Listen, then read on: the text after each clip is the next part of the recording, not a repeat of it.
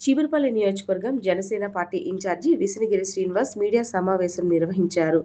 ఈ సమావేశంలో ఆయన మాట్లాడుతూ, ఇటీవల కాలంలో హిందూ దేవుళ్లని అవమానకరంగా మాట్లాడే వారిని కఠినంగా శిక్షించాలని మీడియా ద్వారా తెలిపారు.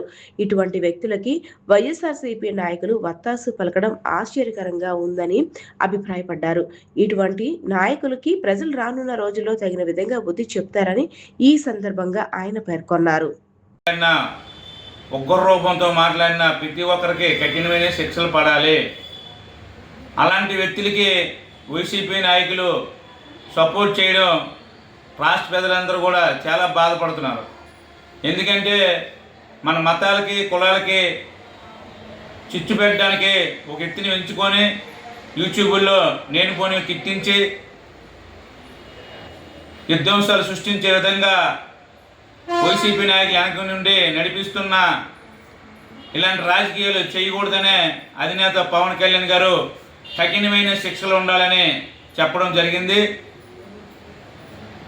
మన భారతదేశానికి గౌరవించకపోయినా మన భారతదేశంలో హిందూ ధర్మాన్ని కానీ హిందూ దేవుళ్ళు కానీ ఎవరిని నీచంగా మాట్లాడినా వాళ్ళని కఠినంగా శిక్షించాలని పవన్ కళ్యాణ్ గారు చెప్పడం జరిగింది. అది ఏ ధర్మమైనా ఏ కులమైనా ఏ మతమైనా ఎవరు తిట్టినా ఎవరు కించపరిచినా వాళ్ళకి మటుగా కఠినమైన శిక్షలు వేయాలి. ఇంకా దేశం కోసం కానీ ఉగ్రవాదులకు కానీ సపోర్ట్ చేస్తే లక్షలకి సపోర్ట్ చేసిన వ్యక్తుల్ని కఠినంగా శిక్షించి జీవిత ఖైదీలుగా చేయాలి తప్ప ఇలాంటి వైసీపీ నాయకులు సైకోల్ లాంటివి ఉండడం వల్ల ఈ రాష్ట్రంలో ఇలాంటి వ్యక్తులు మాట్లాడడానికి ముందుకు వస్తున్నారు. దీన్ని వెంటనే అరికట్టాలంటే దీని చట్టాలు సవరించి పార్లమెంట్లో కొత్త చట్టాలు తీసుకొచ్చి ఇలాంటి వీటికి కఠినమైన శిక్షలు వేయాలని ప్రజలందరూ కోరుకుంటున్నారు. ఎందుకంటే రాబోయే రోజుల్లో ఎవరైనా దైవం గురించి కానీ భారతదేశం కోసం కానీ తప్పుడుగా మాట్లాడాలంటే భయపడే విధంగా ఉండాలని కోరుకుంటాం. జనసేన పార్టీ నుంచి ఇలాంటి వ్యక్తిని సపోర్ట్ చేసిన వైసీపీ నాయకులకి సిగ్గి లజ్జ సీమి నెత్తిరి లేదు.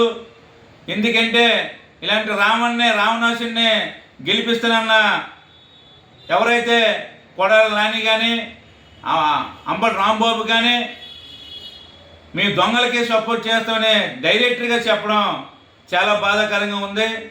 ఆ కొడాల నుంచి గొడ్లపాటి అంటాడు, ఇతని నుంచి ఉగ్రవాదులకు సపోర్ట్ చేస్తామని చెప్పి మీడియా ముఖంగా చెప్పడం ప్రజలందరూ కూడా ఆశ్చర్యపోతున్నారు. అంటే ఇలాంటి వాళ్ళని మనం పెంచి పోషించి గెలిపించి మినిస్టర్లు చేసాం. గత 5 సంవత్సరాలు 50 కోట్లు దోచుకున్న ఇలాంటి నీచిల్లే మనం గెలిపించుకోవాలని ప్రజలందరూ కూడా అనుకుంటున్నారు. అంబటి రాంబాబు అయితే ఏం మాట్లాడుతున్నాడో తెలియదు.